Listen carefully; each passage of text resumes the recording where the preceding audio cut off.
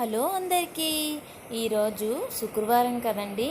నేను ప్రతి శుక్రవారం పూజ చేస్తానండి. అలాగే ఈరోజు పూజ చేశాను నేను. అసలు ఎంతమందికి ఇలా పూజ చేయడం అలవాటు ఉంది?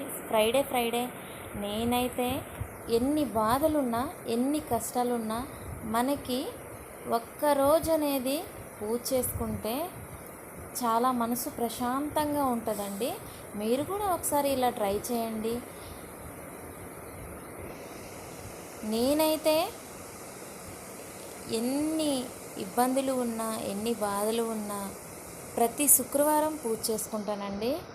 మైండ్ రిలీఫ్గా ఉంటుంది, చాలా బాగుంటుంది. అలాగే మీరు కూడా ఇంతేనా? నేనైతే పూజ చేసిన తర్వాత సాంబ్రాణి ఉంటుంది కదండి, అది ఇంటి చుట్టూ ఇంటి లోపల